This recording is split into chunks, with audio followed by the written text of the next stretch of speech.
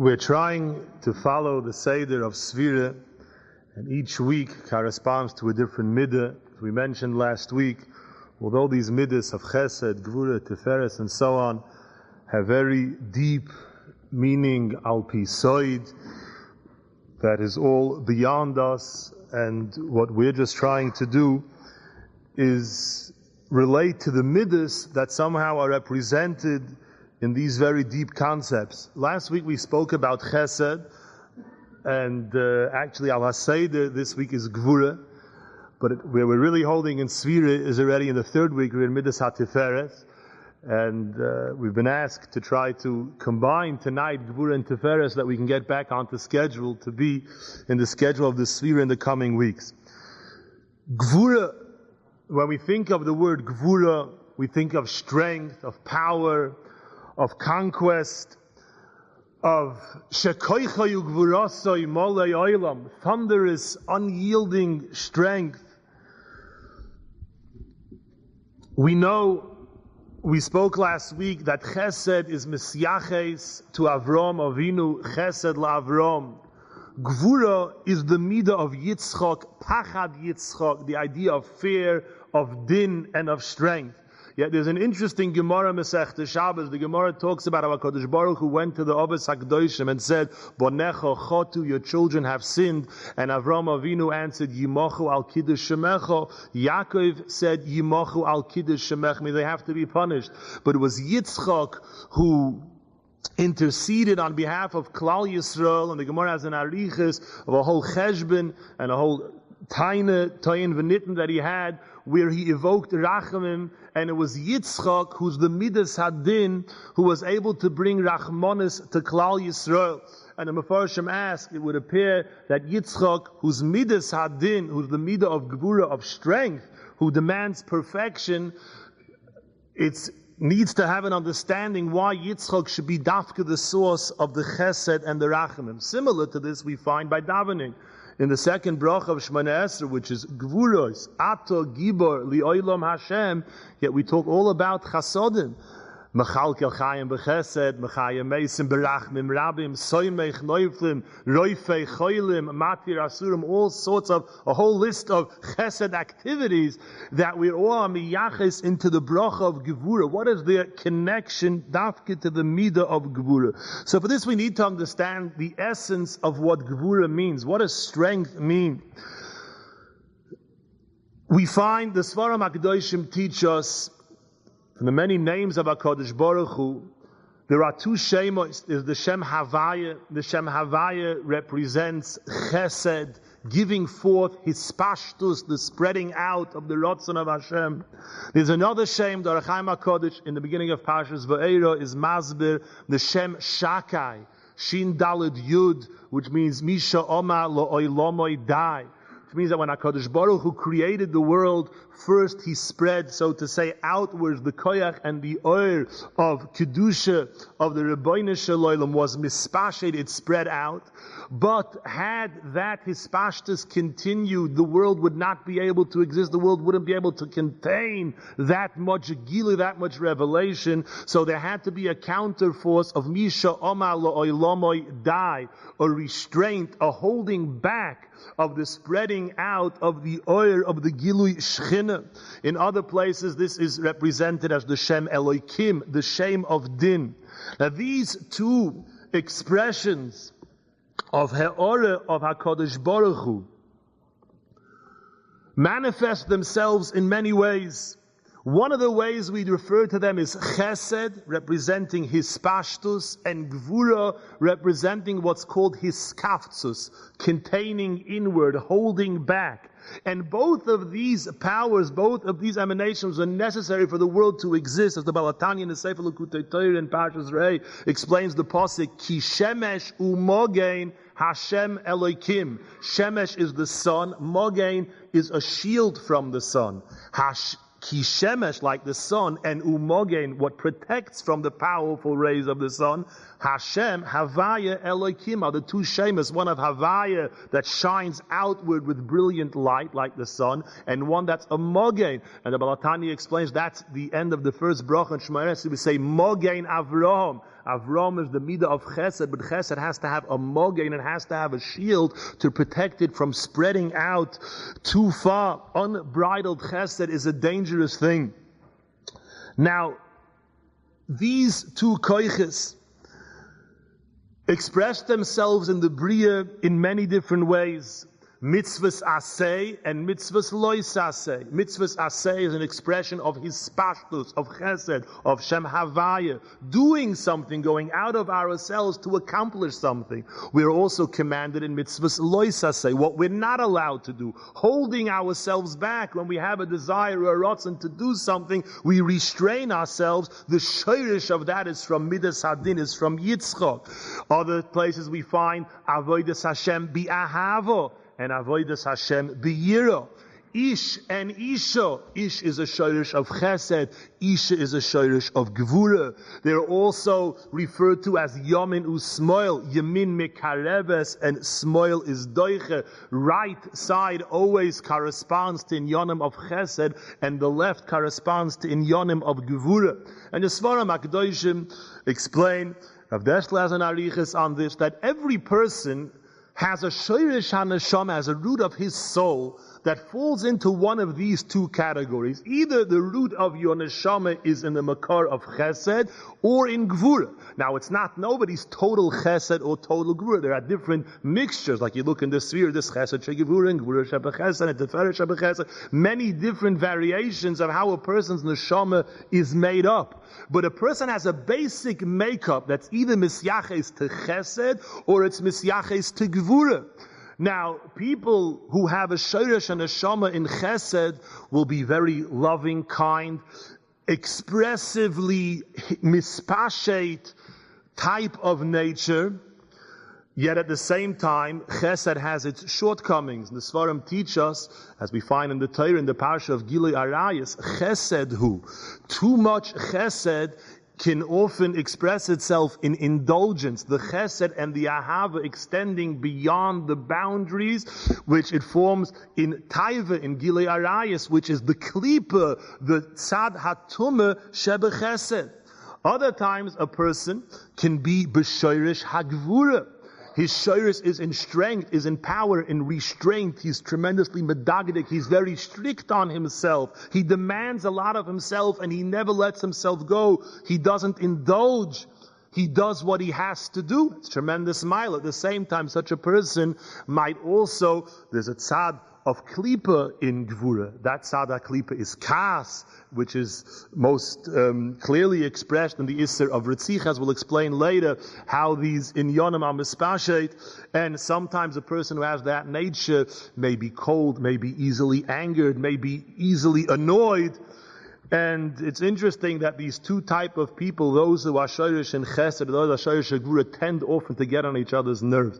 They don't tend to understand each other. The people who are shirish and gevura sometimes, even though it's hard to get a favor from them, so, as much as you can get from the classical Bal Chesed, but he's reliable and he's responsible and he's always on time. And the person who's the Bal Chesed, who maybe have certain miles, may have chesroinus that are very annoying to the person whose shirish haneshama is in gevura. And it's important to remember this. The Rebbe Rabbunim says, the pasuk, Lo sisno es achicha bilvavecha. Don't hate your brother with your heart.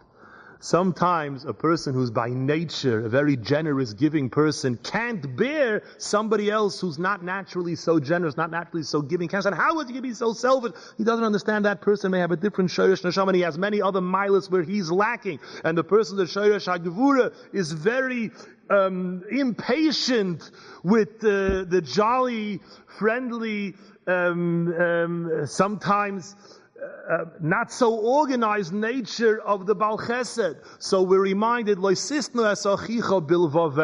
don't look at somebody else with your own heart. Now, we are also commanded to work. The Ohr HaChaim HaKadosh explains the pasuk, Beis Yaakov represents the Yodai Oichezes Ba'akev, those who have the midah of Yira, the midah of holding back. Koisoimar Amir is a Loshen Rako. Beis Yaakov, those who have the Midas Agvur have to work on bringing some chesed into their lives. The Saged, which Rashi is a Loshen Koshe Kigidin, a strong and powerful Loshen.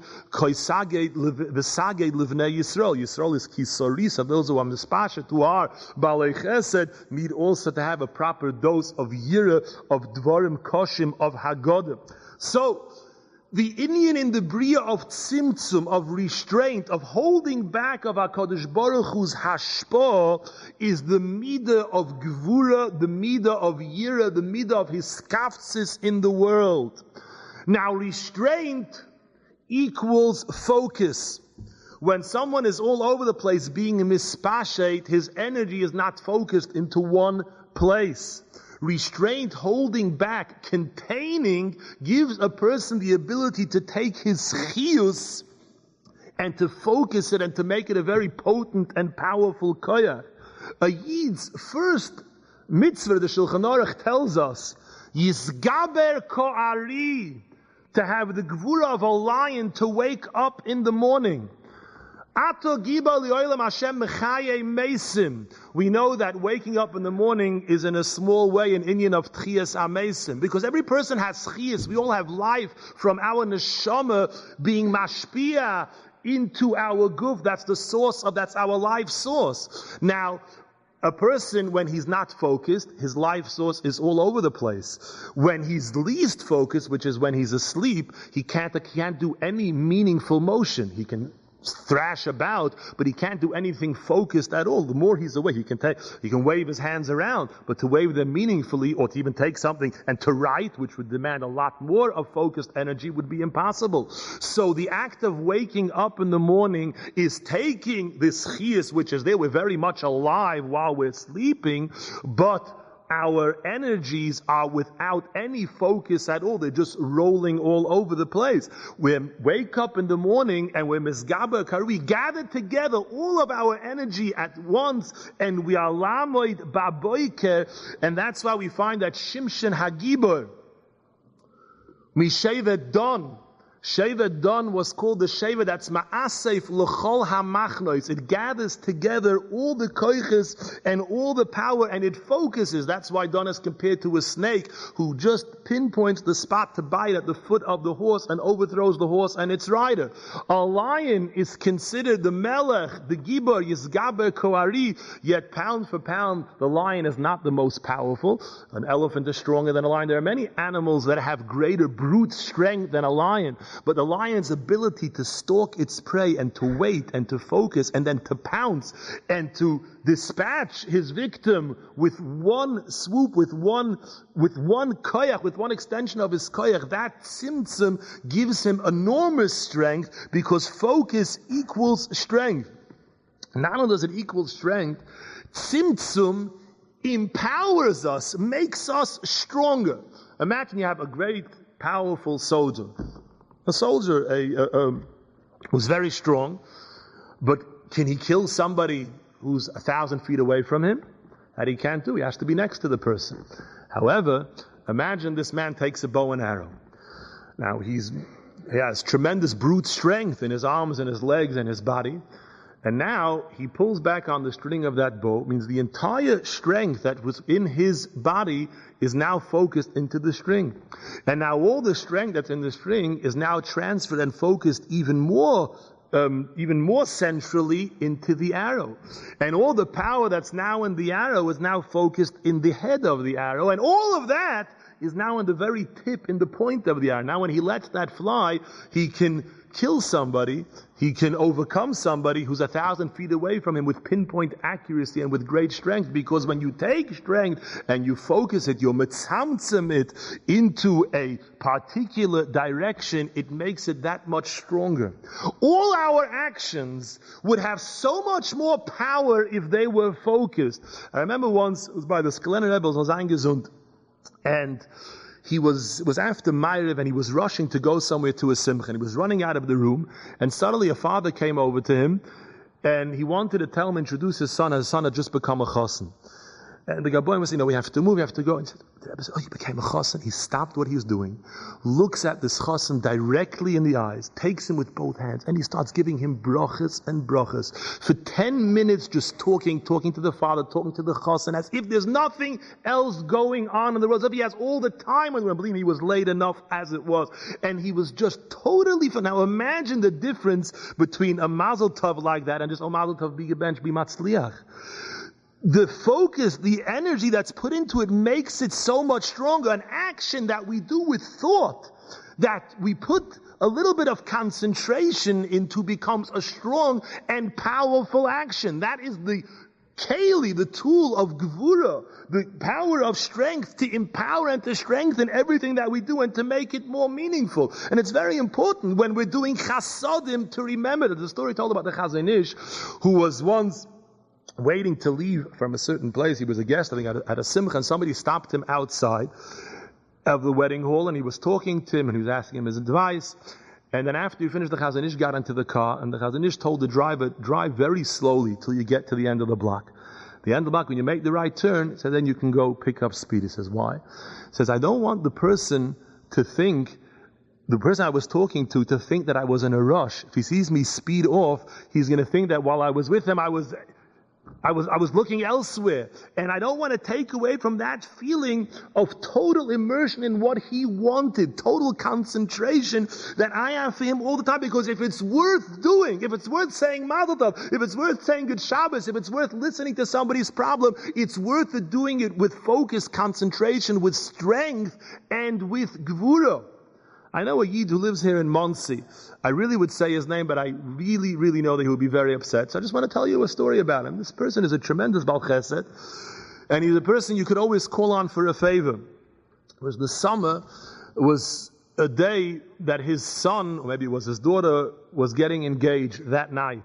And you can imagine how hectic, and it was in the mountains. He was making the simcha in the mountains. And there was a lot of organizing had to be done, bringing up the family from New York. In the middle of all this, somebody calls him up on a cell phone from the highway, a friend of his, say that his car broke down. And who do you call? He calls this Chava who you can rely on always to come to his aid. And right away he got involved in whatever he needed. And this fellow told us, says, on that day, he made 13 phone calls back and forth.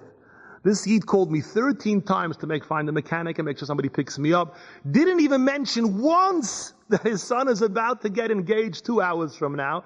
When I arrived, I found out that this man is making an engagement tonight, and all this time he was talking to me as if there was nothing else in the world going on. When one does something, focus on it.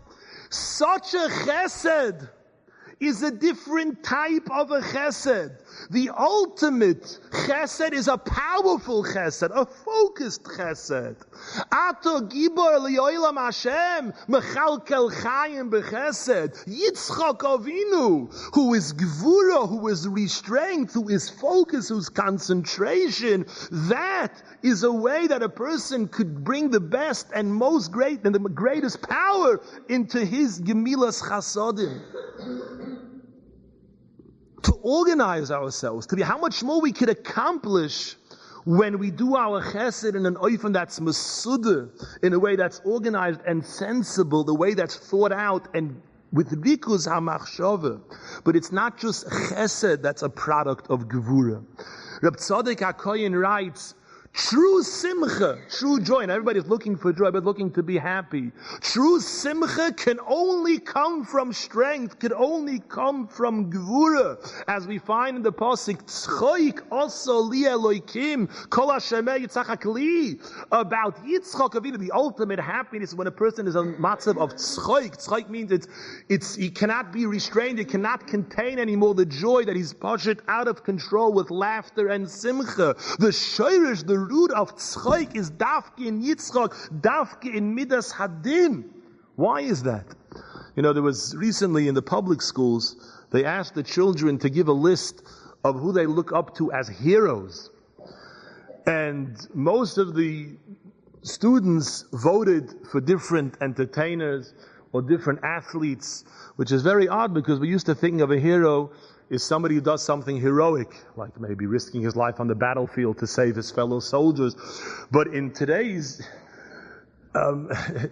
world, we can call people who virtually amongst their ranks are some of the sickest people in the world, and we can call them heroes. Why? Because people view them as successful and as happy, and people who have attained joy and simcha. Yet we know for some reason, people who have everything, we see often are very, very lacking in simcha. I once read about a fellow who received an inheritance of $400 million. And he quit his job, and he decided he's spending the rest of his life on a yacht. And he went traveling just from country to country, living in international waters, eating and indulging until he weighed 380 pounds. And finally he became so depressed that he took his own life. Now, we would think to ourselves, one who has everything should have happiness. Why is there no simcha? Why is there no joy? And why is there almost always, in these circles, so much depression, so much yish, so much despair? The answer is because real joy, real simcha, can only come as a result of gevura, as a result of work that earned it. We all know a vacation is a wonderful thing. But if somebody's on vacation all year, the vacation is not an enjoyment for him. It's only because he worked very hard, he struggled for a couple of months, and all that restraint and all that gevura, all that strength went into him, and now he's earned his vacation. That vacation, that schoik, that can bring him simcha. When all our work on this world, and this world is a world of work, when all that is done and finished, and we're there just to get the reward, it's called Oz Yimolei Schoik Pinu. Vatischak Liyoim Achroin. The final days, Yemoy Samashiach, will be days of schoik, of unbelievable ecstasy and happiness, which is the result, the reward for Gevura Acha Gevura Acha Gevura. And those who, we all know this, those who've never reached such a level of simcha through the expression of gevura may never have experienced true joy in their life. So our avodah in avodas hagvura not only will bring us strength and empower our actions, but will also bring us to a level of true joy and true simcha. Now, what's the actual definition of gevura for us in everyday life? There's a Moreh de Gevura to Rabbi Ephraim Shmulevitz. Rabbi Ephraim Shmulevitz talks about the Mishnah Eza hu gibor hakovesh es yitzur, and he asked the question. The Gemara says that the only way we can overcome our Yetzer Hara is ilmole HaKadosh Baruch Hu oizre. If not for HaKadosh Baruch Hu helping us, we wouldn't be able to overcome our Yetzer Hara. He says, a gibor, we look at that somebody who's strong and powerful, he can accomplish on his own. If the only way we can defeat the Yetzer Hara is to siyata d'shmaya b'Kadosh Baruch Hu, then it's a ma'is of a nes. What makes it gevura? And Reb Chaim tells over the Medrash says that Aaron HaKohen, when it talks about his milas, it said one of the milas the Kohen Gadol has to be a gibor. And the Medrash says, what was the gevura of Aaron HaKohen in the day when he was mechanech the Leviim? He had to make a tnufa on the Leviim. He had to lift up the Leviim and be moilech umevi umalu umayir, wave them all around. And he lifted up 22,000 Leviim in one day. And Reb Chaim says, even if you give a day 24 hours, that means one every 4 seconds, lifting him up and being moilech umevi umalu umayir. Obviously, it was Ma'aseh Nisim. There's no way a human being can do that. Now, if it's Ma'aseh Nisim, where's the strength involved? Why is that considered Gevura? Kadosh Baruch Hu makes a nes, it's not Gevura. So Reb Chaim says we see from here the true definition of Gevura is a person taking all his energy and all his abilities and using that, putting all his koyach into something. That is what Gevura is. This says by Yaakov Avinu, Yichad Lev, we say in the Piyut, V'gol Evan, how did he turn over, how did he roll that stone off the well? By Yichidus Halev, by focusing, by concentrating, and giving all we have. That is how we are Gibayrim. Gibayrim means doing something with all our heart and all our soul. That is Gevura. HaKadosh Baruch Hu gives siyata d'shmaya to those who act with gevura to help us accomplish the things that we set out to do. Now, we all want to be over there, Hashem. We all want to learn Torah. We all want to daven. We love the Torah. Yet sometimes we find that we want to learn Torah. We want to daven. It goes very difficult. I once heard from a Yiddi, he says, I really love the Torah. I love Talmidei Chachamim. I love yeshivas. But when I sit down to a Blat Gemara, I just don't enjoy it. I can't. After 15 minutes, I can't take it anymore. And many people understand the importance of tefillah, and they really know how necessary it is in their lives, and they want to learn more about tefillah. Yet when they come to shul, after 15 minutes, they can't sit still anymore. They're just looking when they can get out. They keep looking at the clock. Why is it? What is needed to give us a tam in avodas Hashem, to give us a tam in learning, to give us a havas Torah? There's a word for a Moshe Klias, who was the Rav of Tveria. He says people have different ways of expressing their love for Torah. He says some people love Torah by kissing the Sefer Torah. They show they love the Torah. Others dance with the Sefer Torah. David HaMelech said, Mo hafti soirasecho kol hayoim hisichosi. I show my love of Torah by learning all day. That is where my love of Torah finds its expression. Now, what tool do we need to develop this type of enjoyment in Ruchnius, this type of hana, of gishmak in Torah and in davening and in chesed and avodas Hashem? No, so we would imagine if our learning is weak, we need chizik in learning. If our davening, we need chizik in davening. But actually, sometimes I tell a story about a truck that was driving on a highway, got stuck under an underpass, and it got wedged in, and they couldn't get it in nor out. And they brought out engineers, and they were thinking about how we can cut off the bridge, how we can cut off the top of the truck. And a little boy came and said, why don't you just let the air out of the tires, and the truck will go down 2 inches and be able to drive right through. Sometimes the solution to a problem is from a completely different side. It's not where you think the Mochama is. The solution lies in a different plane, in a different battlefield. If somebody wants to walk around the block, he has to have a certain amount of preparation. Not much. He has to put his shoes on. He has to put his jacket on. If he wants to drive 10 miles, he needs some more preparation. He has to check that he has gas. He has to fill up. If he wants to drive on a trip of 500 miles, he needs to check that he has a tune-up. He has to make sure his car is in order. If he wants to fly from here to Europe to get into an airplane, it's not enough just to put in oil. You need to have an entire crew of preparing and checking and making that this plane should be able to fly. If he wants to go in a spaceship and travel to the moon, you need to have years of preparation. You need to have hundreds of people sitting around computer terminals working out and preparing for this trip. And the reason is simple. In order to break teva, to overcome nature, we need preparation.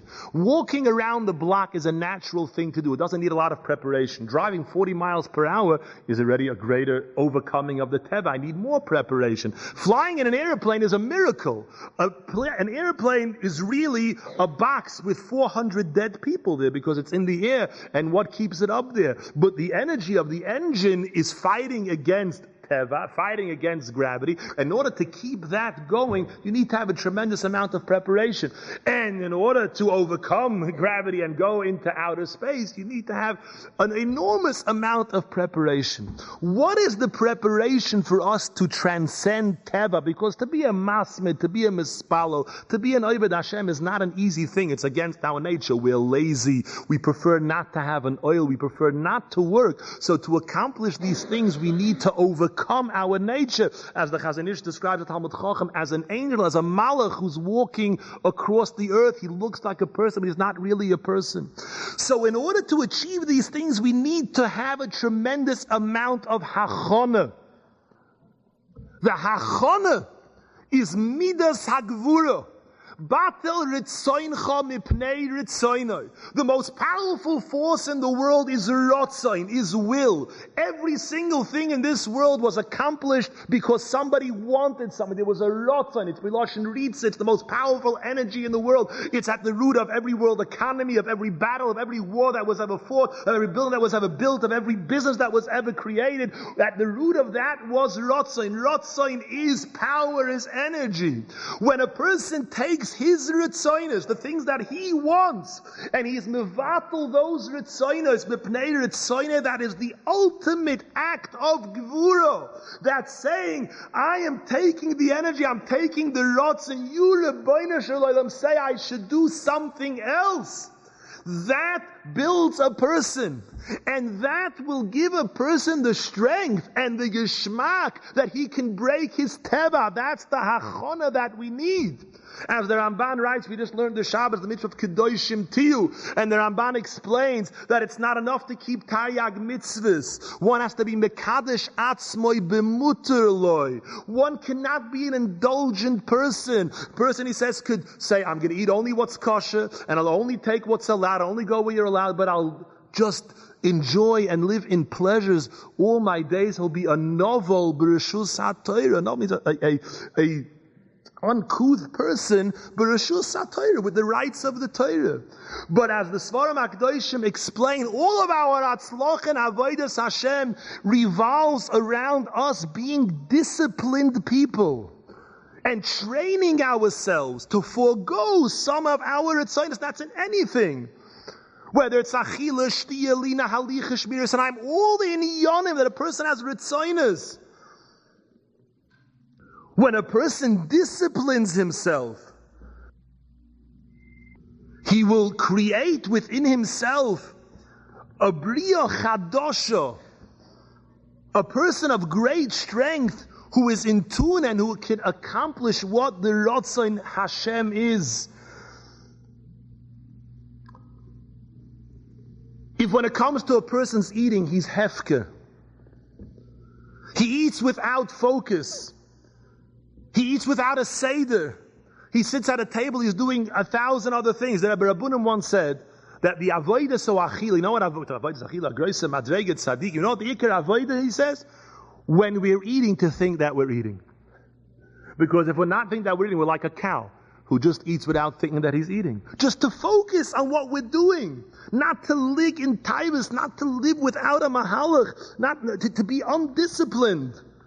That breaks our strength, that breaks our koichas hanefesh. But there's another moiridikal loshen in Reb Tzaddik.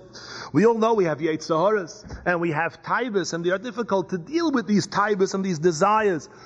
Gevura zokt Reb Tzaddik soirefes taivas. Acts of Gevura burn up taiva. Because taiva is his spashtus, unbridled chesed. Gevura is restrained. And the more if a person is misgaber koari, if he wakes up in the morning like a lion, with a negel vasakedin, with a birchas hatayr, with a kavanah, with a geschmack, with a ruach chayim, with a rotzen for Rabbi Ephraim, he runs to daven, he doesn't fall, he doesn't schlep himself till he arrives late, and then he's rubbing his eyes and he's half dragging himself around without gevura, but like a person who's half asleep. Later in the day, he won't be able to deal with his taivas. The gevura is what is soirefes hataiva. And Befrat Reb Tzaddik says, when we are misgaber in inyonim that are gevura mitzad haklipa.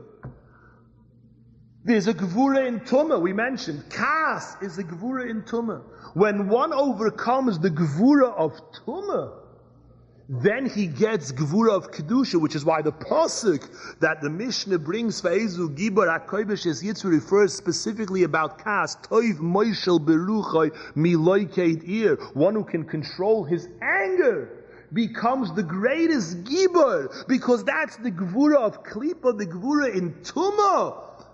When one overcomes that, he attains levels of Gevura in Kedusha. Now let's try to understand some of the applications in our day-to-day lives of the Midah of Gevura. First of all, in Yiddishkeit, we are a nation of Giborei Koyach, of heroes, of powerful, strong nation. And this strength, this perseverance has kept us throughout all the generations. And that means to tenaciously adhere and to not chapis spilus and to focus ourselves on what we believe in and hold on tight. There is a woman who lives in Eretz Yisrael, the name is Rebbetzin Barg, and her parents were Ableib Meislik, who lived in Russia. And she tells a story, their life story, and she describes how she had 6 brothers and 1 sister who were born before the war. She was born when her parents were nearly 50 years old. When the Germans invaded Kiev, she became sick with typhus. She was a tiny little baby, and her parents set out by train to take her to a hospital. And they were running ahead of the advancing armies. They had no idea yet how the Germans were going to treat the Jews. And they left their family behind. On the way to the hospital, they already heard the Germans took over Kiev.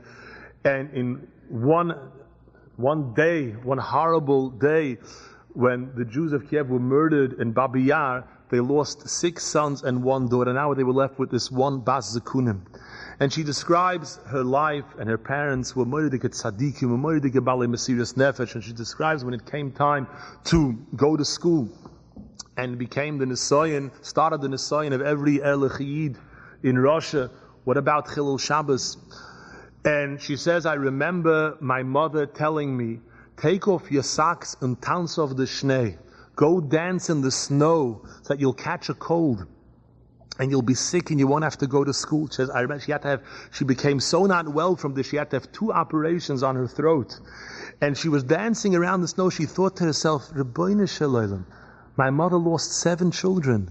I'm all she has left. And she's telling me to make myself ill, to make myself sick, in order to serve the Rebbeinu Shalom. And then when I was too old and we had to go into school and I had to be there on Shabbos. And I asked my father, what should I do? Tell me a psak, to write or not to write. Because it was only so many times you could fool, only sometimes you could do something. And my father said to me, you stood on Har Sinai just like I stood at Har Sinai. You know what you have to do. Klal Yisrael was forged in this type of Gevura. And don't think this is stories of the past. I'll tell you a ma'aser that I just told last night, 2 nights ago, in New York. You know that there is an organization in Eretz Yisrael called Shuvu that's created many, many schools for Russian children. It was a child who learns in one of these Shuvu schools whose mother wanted him also to have a broader secular education more than he was getting in the Shuvu school. And she enrolled him in a weekend school where he can learn some other subjects. And he was there for a few weeks. Every Shabbos he would go. And one Shabbos, they said there's going to be a test and he's going to have to write. And he bolted from the door and he couldn't go home because he knew his mother wouldn't hear it. But of course you have to take the test. And he ran to his teacher from the Shuvu school. He ran to her house and he was crying. He said, they want to make me write on Shabbat. They want to make me write on Shabbat. I said, look, I'm not going home. My mother's not going to understand me. I'm staying here. I'm moving into you. She tried to calm him down. Says, don't worry. You can still go back to your mother. I'll arrange it. No. They're going to make me write. They're going to make me write. And there was nothing that she can do to him. He said, look, you have to go back to school and we'll work it out later. Today you don't have to write. Don't worry. Matzah Shabbos will find an eight. Your mother doesn't know where you are. Nobody knows where you are. You have to. You just can't do this. The child said, fine, I'll go back to school. And the child walked out, and those heavy Israeli doors. And the boy put his hand right by the doorstop and slammed the door on his hand and broke 4 fingers and said, now let them make me write on Shabbos. Now I'll go to school. That's Giboire Koyach. That's the Gevura of Klal Yisrael, who are ready to fight with strength and with power. And this is the story of our survival. There was a very great tzaddikus who lived in Monsey, who was nifta not long ago. Rebbetzin Goldworm, Oleo HaSholem. She had a Zayda who came to America in the early part of the century. Rav Rosenberg, his name was. And when he came, he made a Kabbalah. There's one thing, no matter what, he's not going to touch his beard. And he's going to stick by that, and he's going to be moisen nefesh. And he came to relatives who weren't so frum, and they kept telling him, you can't go like this. This is America, you'll never succeed. And he refused to listen. And one night, in the middle of the night, he saw them walking into his room with a pair of scissors that were going to cut his beard during his sleep. And he caught them, and he jumped up, ran and spent an entire week sleeping in Central Park until those days you could sleep in Central Park, until he was able to find a place to stay. This is our kiyum. Tzaddikim knew what it means not to be mevater. They knew what it means to stand firm for principles, for beliefs. The Kloisenberger Rebbe, when he was in the concentration camps, in the bitter, freezing Polish winters, walked around in a thin shirt that barely covered him. And somebody asked him why. They wore clothing. You can get a coat. There was some way you can do to protect yourself. His wife said he's only going to wear this because this shirt happened to have the buttons buttoned right over left. But Chassidim Amak with the right side, which is actually one of the inyanim, is the chesed should be over Gevura. And this was his snagus. This was his chumrah. And no matter what, yavar alayma, no one is going to change me. No one's going to make me mevata from a kutzay shel yud. And he would go around at night when it came time for Kiddush Levana, begging people to join him in a Rakida for Kiddush Levani because it's a minhag Yisrael, we can't be mevater, and he wouldn't touch a thing that was cooked. If a Yid wouldn't put a match there in order there shouldn't be Bishal Akum in Auschwitz.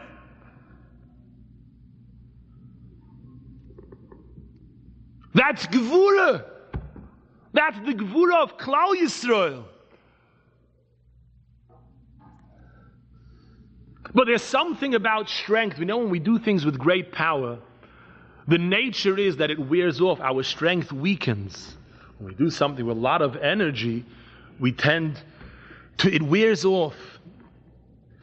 But we also know that if a person continuously does again, he exercises his guf again and again with acts of strength, instead of wearing off, he'll find that his guf, that his physical strength becomes stronger and his guf changes. Gevura begets Gevura. The more we do acts of strength, we will find ourselves becoming stronger and stronger people, being able to accomplish things we never knew we could have accomplished. But in today's world, and especially in this country, which has been called by many tzaddikim a malchus shel chesed, which it really is, but in a malchus shel chesed, you don't find much gevura. There's a lot of chesed, but there's no gevura, and there's cynicism about gevura. Gevura, we remember people, Elter Yidden, with principles. What happened to the world? Principles. I have things that my no is no and my yes is yes. Today it doesn't mean we can believe in something, but when it comes b'chader chado and no one sees it, we don't even feel guilty about it. It's not ingrained in us anymore, that strength of character, the iron will of principles. Because we live in a malchus shel chesed. And in a malchus shel chesed, which is wonderfully kind to us, we also become weak. We don't have boundaries.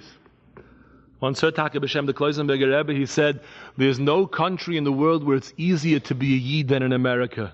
But there's no country in the world where it's harder to want to be a Yid than in America. Another area where we have to inject Gevura and strength is in the inyan of chinuch, how we raise our children. The pasuk says Kedoshim Tiyu, and the next pasuk is Ish Imoy Va'aviv Tira. I was last week at a chasana, and I heard the Lakewood Mashgiach Ramatasiyahu Solomon said over a vote, one of the great Giborim, one of the greatest Giborim in our history, the Heiliger Reb Shamshon of Hirsch, who stood alone against an entire country, a wave of assimilation, a wave of akiras hadas, and fought with power and strength. And Rav Shamshon Hirsch asked, where does Ish Ima V'aviv Tiro come into the parsha of Kedoshim? And he said, if we want to have a generation of Kedoshim, the first thing is Ish Ima V'aviv Tiro. Yira, as we said, is the idea of tzimtzum, is the midas hagvura. If a child is trained when he's young to be afraid, to have yira for his parents, to have derech eretz, not to be hefke, but to know, to be disciplined, such a child could grow up to be a kodesh. But if when he's young, he's not guided, he's not disciplined, there's no demands made of him, we are mechanech him only with chesed, a kodesh he can never be. And sometimes it takes tremendous gevura and tremendous overcoming of our own wonderful feelings of ahava and love we have for our children. Many of us become very weak when it comes to this. And we don't want to deny our children anything. Not long ago was Nifte, the Rebbetzin Shor, the Rebbetzin of Reb Gedalia Shor Zatzal. And she grew up in America, in Detroit. And her father, Rav Izbi, was Megadol, a generation. And she said on Shabbos, every Shabbos, my father used to hide my shoes, so I wouldn't be able to go outside and play with those who didn't have our convictions, who might have been a bad influence. And her father was a very loving man. He used to take her riding. He had a horse and wagon. He used to take her on rides, and he used to be very, very warm to his children. But when it came to an issue of Yiddishkeit, he was strength itself, and he was disciplined, and he demanded, he expected. And we tell children what is expected. We're making strong children. But today we're so concerned with protecting our children. I always tell a story that a fellow told me he was in a bungalow colony, and there was, you have the communal laundry, and he did a chesed for his wife, and he went to take out the laundry that was that was drying in the dryer. And just as he's coming, he sees a bunch of little kids laughing and giggling and running out. This is what happened. I don't think they thought it was a good shtickle. They took a bottle of bleach and poured it into the dryer. Kids, mischievous children. And he's looking, just then the child who did it, the mother walks in, and he said, you just threw bleach into the dryer. So she says, who leaves bleach on top of a dryer? He says, I didn't leave bleach on top of the dryer. He must have gotten it from somewhere else. So she opens up the dryer, looks in. No, nothing happening. Everything is okay. No, and he takes home the laundry, and the laundry is full of holes. Now, what happened to this child? What was this child taught? This child was taught to be a mufkir. This mother has presented the world with a defective person who we're all going to suffer from. We'll suffer from him in shul, we'll suffer from him at simchas, unless he has the good fortune to go to a yeshiva where maybe someone will set him right, or maybe his friends will so disdain him because of his self-centered nature. Maybe he'll learn a lesson, but if not, we're in big trouble. Somebody told me it was just this chalamoyed. He went on a hike in Bear Mountain. So there was a little boy standing on top of one of the trails, and he's kicking sand down on everybody who passes by. And each person passes by got a head full of sand. And so the mother notices what he's doing, and she grabs him. She says to him, I just bought you new shoes.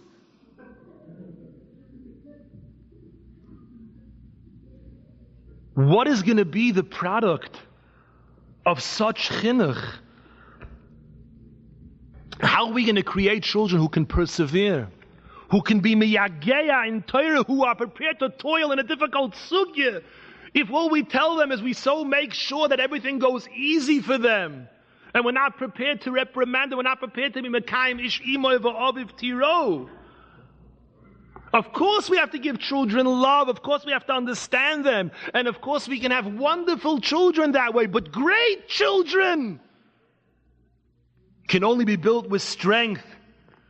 Children who know that there are standards and things are expected from him or her. If a mother will run around a table cleaning up on a Shabbos afternoon while her children are sitting there and watching her clean, those children are going to be weaklings. They'll have no strength. They're being taught weakness. If they have no discipline, if they have no time to go to sleep, if they're never responsible to go to a neighbor to help, if they don't know they have to call their grandparents, if they don't know how to write letters or to write thank yous, basic protocol, basic human behavior. In the days of Sefirah of Talmidei Rabbi Akiva lo nogu kavod zeh b'zeh. If they don't have a code of behavior in a society, it doesn't even have a definition of a code of behavior. There'll be children, Chalila, without principles. And Gevura is what creates a man, because the Torah refers to a man with the word Gever, which means strength itself. Another very important application of Gevura, which we find in the Medrash, when it talks about the Shomerei Shemitah, and the pasuk refers to them as Giborei Koyach, and the Medrash says these are those who watch their fields lying fallow and watch their fields going to ruin, and with great strength they say, I'm not going to work on Shemitah. These are called Giborei Koyach. Because one of the most important aspects of Gevura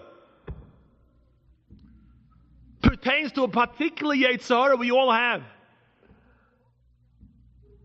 The Pasuk tells us, Tzavez b'nei Yisrael, by the parsha of Korban Oilo, and Rashi says, B'yoyser tzorech hakosiv lizores b'dov b'mokum sheyesh bo chesaron kis. A Korban Oilo, this chesaron kis, and the Roshim explain that a Korban Oilo, the Kohen doesn't get anything from a Shlamim he gets something, so maybe he won't be motivated to go and be makriv an oil if he can get a shlam and get a chelik. So the Torah had to be mezares him, but mokum sheyesh chesar and kiss. Now let's imagine, this is an unbelievable chazal. Let's imagine for a moment, Be'ezus Hashem Yisborach, Mashiach comes tomorrow. Now some saw in this room we have some kohanim. Now all these Kahanim are very, very, very lucky because they're going to have the schus to go serve in the Beis HaMikdash when the rest of us are going to have to wait outside. Now it's not going to be so easy because you're going to have to learn the halachas. It's going to take some time. We'll try to find a koil, 10 years, 15 years till we learn the halachas. Maybe the Heilige Chofetz Chaim will come and give a crash course. It'll take a few months till those Kahanim will learn how to be makriv a korban. And they're going to go buy big day kunim. You can't just get regular big day kunim because it has to be midday bad, it has to be kidei midos, it has to be specifically tailored until we get those magnificent big day kahuna. And of course by then everybody's going to look like a great tzaddik with a longer board and pay it. Go around to the Beis HaMikdash, stuff in the Chayzein, HaKoyim, Nishtam. And you can imagine how many times it's going to say vidui, and he'll find every video that was ever printed, whether it be from the Arif, from the Chidov, when it's going, he's going to do tshuva and tshuva and tshuva again. He'll go to the mikveh 1,000 times and he'll go and have the paradum, he'll be rubbing himself and scraping himself. I'm going to do the avoid of the Beis HaMikdash. And he goes there, they're not letting anybody in except for the Shach and the Ktsois and the Samer and the Toldos Yaakov Yosef and the Chofetz Chaim and you. And everybody else, there's some Sefer Kivega, they have the Yisrael, they have to stand outside and Zoktan's the Torah, I'm going to walk into the Beis HaMikdash and they're going to say, be makriv an oil. You're saying, holy an oil? What do I get from an oil? I want a shlomim. Is that possible? No, so you'll say, Avada, when Mashiach comes, but in the time of the Beis HaMikdash, they went to be makriv all the time. It's not true. How often did a Kohen get to be makriv a korban? There were 24 mishmoros, and you went twice a year. It came out twice a year, Kohen got to go. And then, it was only one day a week because there were 6 batei avos.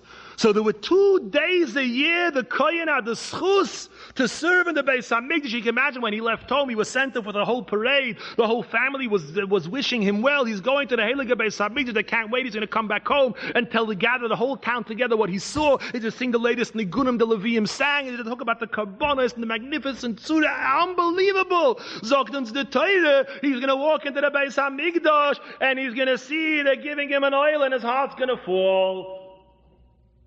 Was ist das? Sagen uns Chazalzi, the Klayaka brings a Yerushalmi. Believe it or not, the entire person is totally believe. Velev totally bekis. The entire person is dependent on his heart, and a person's heart is in his pocket whether we like it or not. And many, many decisions which we would never dream are really motivated and rooted in that pocket, are really there. And Chazal Ameid Yordu Beroiv Kedushosem, they were Yordu L'Soivdate Shalodem, and it said, yes, even at the time of the greatest Kedusha, a person will be standing in the Azorah, and he'll see the Kohanim, he'll see the Leviim, somehow deep in his heart, he's going to be motivated by financial concerns. How much Gevura, Giboirei Koyach do we have to be when it comes to the Nesayan of money? And when Chazal talk about the Shomrei Shvius, they're called Giborim. There was a group of Rabbanim who went from London to see the Shomrei Shemitah in Eretz Yisrael. And they came out, I don't remember his name, Rabbi Sefirah Shiurim, who had greenhouses or fields of roses, of flowers. And it hadn't rained, all they needed was some water. And he wasn't allowed to water his flowers, and he was standing to have a loss of $500,000. And all he had to do was there's a little faucet and give it a kick with his heel by mistake, and suddenly the water would go through and he would save his entire 7 years of work. And he could tell himself, Shvius B'zman Hazeh D'Rabbanon, Sedoy Teirim. And when they asked him, he said, if the Rebbeinu Shalom wants to give me panos, he'll give me panos. If he wants to take away my flowers, take away flowers. I am going to be strong, and I am going to do the Ratzon Hashem.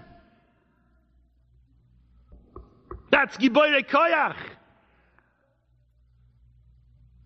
The Heilige Rabbi Yosef Chaim Sonnenfeld once had to make a bris for his child. He didn't have a penny to his name. And he had a principle he would never take from anybody. He wouldn't even borrow if there was any other eitzah.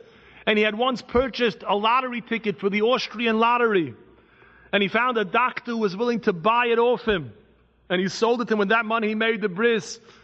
A week later the doctor comes to him with tremendous simcha. The lottery ticket won 100,000 gulden or whatever it was. And he said, really, it belongs to you, so I want to give you a reward. You wanted to give him a huge sum of money, 1,000, 100, I don't know what it was, to give him a chelik. And Reb Chaim Sonnenfeld says, what? I sold it to you. It's not mine. He wouldn't touch a penny of it. The Rebbeinu Shalom, you had it stayed by me, it wouldn't have won. It was destined for you. Reb Chaim Sonnenfeld controlled massive amounts of tzedakah because people entrusted him from all over the world. They gave him money to be mechalek, to distribute amongst Aniyah Yerushalayim. Reb Chaim Sonnenfeld lost, I think 7 or 8, maybe wrong with the number. He lost a lot of children b'chayav. Married children, unmarried children, some died of disease, of starvation. And he had a granddaughter, a Yesoyme. He had lost a son. This son's daughter was getting married. And she came crying to her grandfather, I don't have money for anything, not for a dress, not for kol, not for a chasana. From all the funds that people, there certainly couldn't be a more worthy cause than a Yesoyme, an Einekel of the Yerushalayim Erov. And he said, mein entire kind, I have a principle. I will never ever touch money that was entrusted to me for the purpose of anybody in my family. You have no idea how many tears I've shed for you, for your matzah, for your situation. I'm prepared to sell my sheets, my coat, my shoes. I'll do anything, but I cannot break my principles. The Heilige Rav Shamshel of Hirsch, when he got married, received a huge naden. And it was invested, and over the years he realized that there was some Yidden involved. There could have been somewhere mefakpik, that there could have been a chash of ribbis. He took his entire fortune and gave it out to tzedakah. He was oimid b'nesoyin. Gevura. Another aspect of Gevura, poshit in our personal behavior. We said before, Kaddish atzmecha b'muterloch. How we see to our guf. The story told about the Goyen. There was once a dibuk in Vilna, and they asked the dibuk, can you what they think about, at that time the Goyen was very oisik and fasting. In Shemaim, are they afraid of the Goyen's fasting? He said, of his fasting, in Shemaim they're afraid of the Goyen's eating.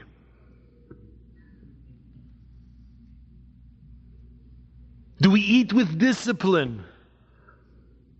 Listen to the lashon of the Sefirah Shiurim where it says, "Alav sheloi lechol kizoylel v'soivei." Mishorshei hamitzvah ki roiv chatoyis b'nei Adam yasu b'sibas ribui ho'achila v'shtia. Most of our sins come as a result of overindulgence in food and drink, as it says in the pasuk, "Vayishmon yeshurun vayivot." And it's partial because it's a lack of Gevura. If a person doesn't have Gevura when he sees to his basic physical needs, how can he have Gevura when it comes to Avodas Hashem? There was a Heilig Yid living in Yerushalayim, Rav Moshe Shia Landau, a Talmud of the Chazon Ish, and he became very sick. He had Yana Machlin, they brought him to America, and he was given treatments, and he was traveling back to Israel, and the treatments that he was given made him very, very thirsty. And he was in the airport, and somebody bought him a bottle of water, and he wouldn't drink it. He was a sick man, he was dying. He wouldn't drink it. You're not going to drink from a bottle, I'll only drink from a cup. I'm not going to drink water like a peasant. And they begged him, and Ben said, wait till you get into the plane. He said, I'll wait to get up there, I can get a cup. Finally, after a long, long wait, he was getting ice from exhaustion. He came on the plane and they brought him a cup of water and he filled it up. He said, now I want to wait. I'm just going to dive into a cup of water. I want to make a bracha properly. I want to prepare myself. And it took him a while till he finally made a shahakal niyah b'dvarei. Gevura, what does that do for a person? Said the Heilige Baron Kotler. When he was in his last weeks of his life, they operated on him, and he wasn't allowed to have a drink. And his lips were parched, and his throat was burning, and the Talmidim were begging the doctors, could the yeshiva just take a drink? Could we do something to wet his lips? And they said, we can't. He's not allowed to. Finally, it was a Wednesday afternoon, and he said, you could put some ice into his mouth. And they came to Rabban and they said, the yeshiva, the doctor said, we can put some ice into your mouth. The water hasn't passed your lips in days. He looked at the ice. It was Wednesday. He said, Bissel Wasser, let's wait. Let's keep it L'choved Shabbos. Such an enjoyment at hold that he waited Wednesday, Thursday, Friday. Wouldn't touch it until Shabbos. Giboirei koyach. We're talking about madregas of tzaddikim, but each of us in our own way can go up a little bit of a notch. In our hisnagus, the Magen Avraham says, it used to be common courtesy. Everybody understood. The Magen Avraham says, Talmud Chacham is not allowed to eat or drink while standing. And the Machzor Shekel says, Kol Adam Roi Liyos Noye Ke Talmud Chacham Bezeh. These are all koiches of Gevura.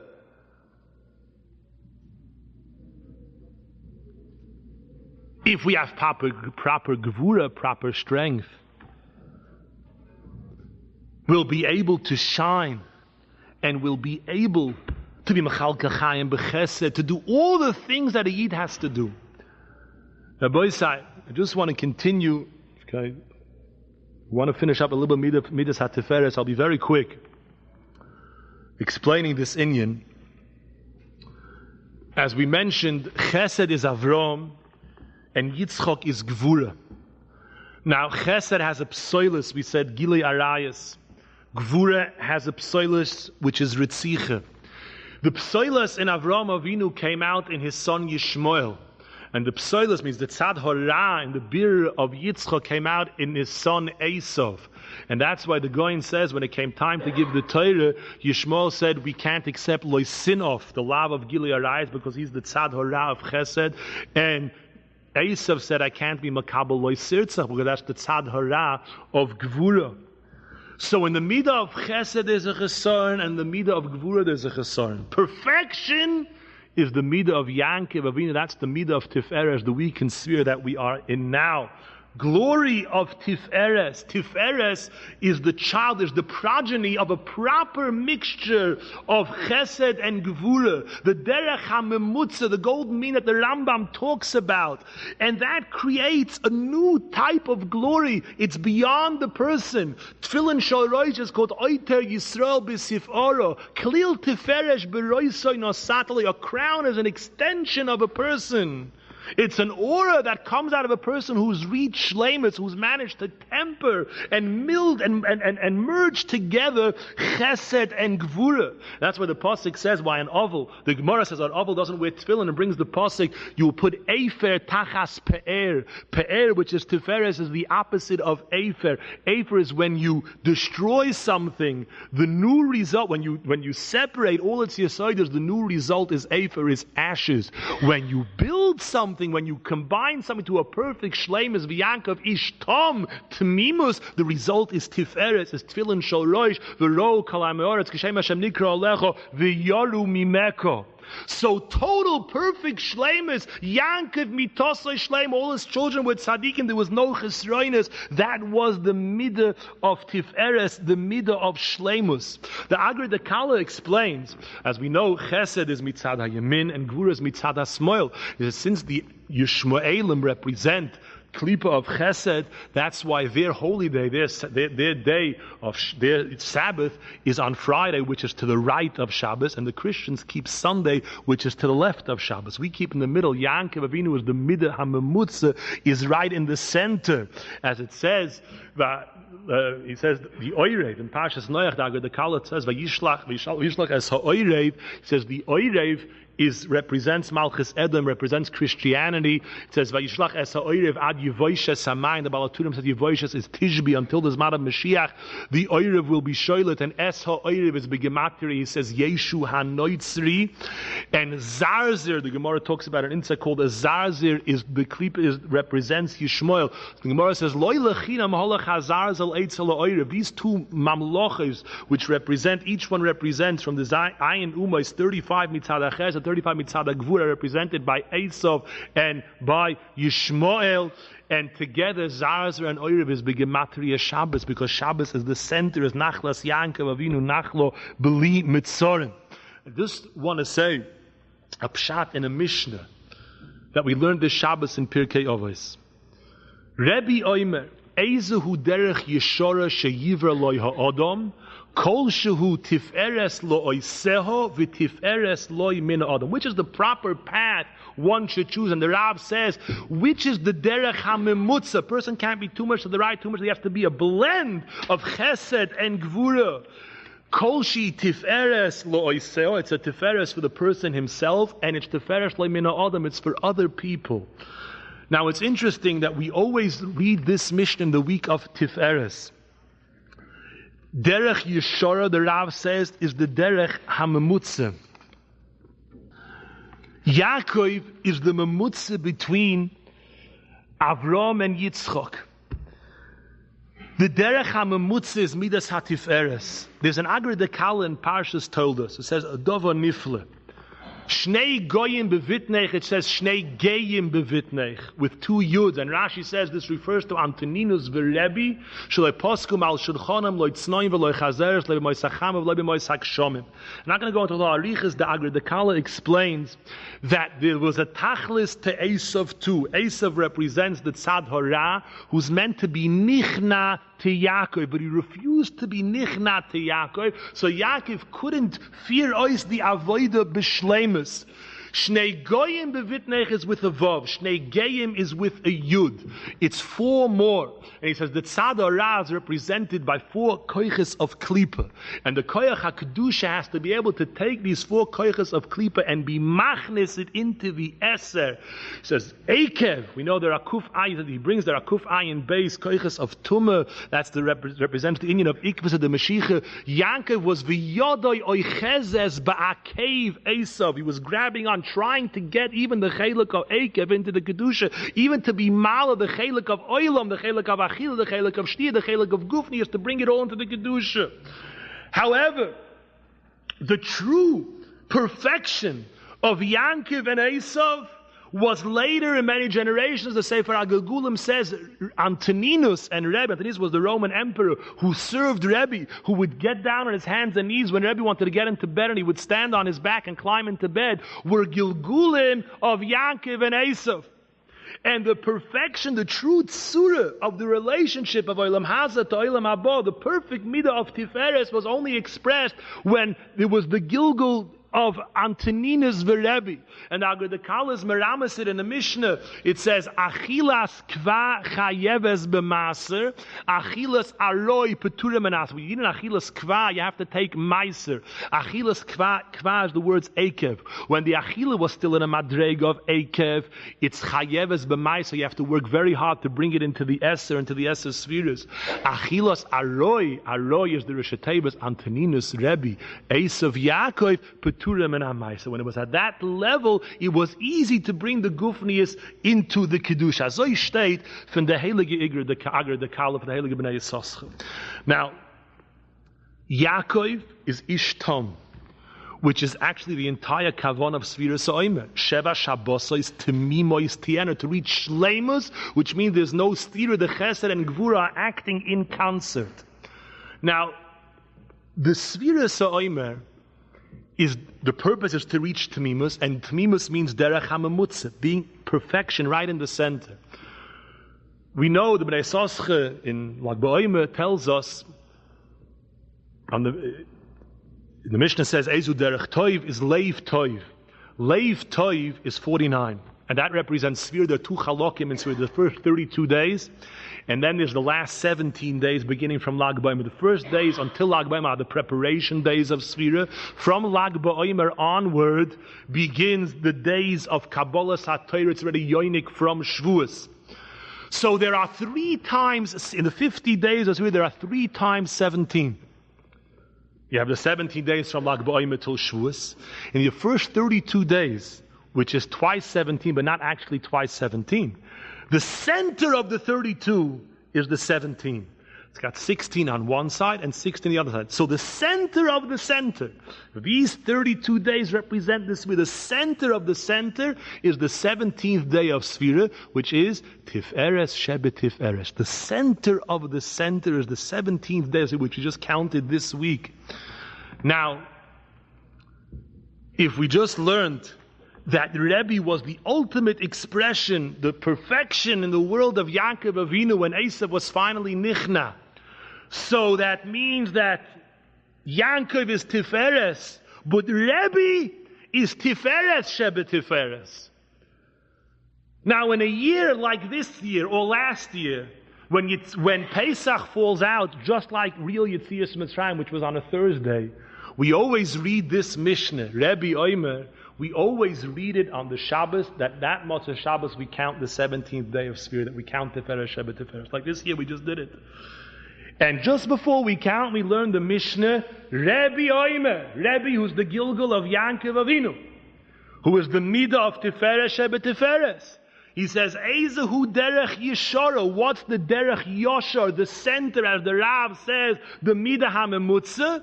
Kol shehu tiferes leoisel, utiferes loimin adam. A double tiferes. That's the center of the center and the tachlis of the Sefirah Shiurim. And perhaps we can even meramas even further. So if in the middle of this Mishnah is twice tiferes, Tiferes Shebet Tiferes, what's the word at the center of that? Koshi Tiferes leoisel o Tiferes limin adam. Leoisel, in the big Mishnah, it's spelled mole, lamed ayin vov, shin yud hey. Leoisel is the Rosh Tevis, ha yom shiva osa yomim shehem shnei shavuos ushloisha yomim lo'omer. So Rabbi Omer, what is the derech yeshara? What is the center of Sefirah Shiurim, the mid of Tiferes Shebet Tiferes leoisel? That's the tachlis of the tmimus shebet tmimus. And that is our avodah, to reach this midah of shleimus, to be able to find each one of us in our own lives a proper mixture, a proper mizug of chesed and gevura. Chesed, as we spoke, to be able to look and to know what another Yid needs. At the same time, being strong with ourselves, disciplined with ourselves, expecting and demanding from ourselves, and not lazing out, not being cynical, having principles, having morals, having our own gedorim, our own nose. This I don't do under any circumstance. This is my derech. This is my stance. This is my strength. This is my gevura. We'll see shekoicha yugvurasai malayaylam, and we'll see the strength of Klal Yisrael and the strength of Nishmat Yisrael going mechoyel el choyel until we be zeichti and makabav v'nei Mashiach tzidkeinu meher meinu. Amen.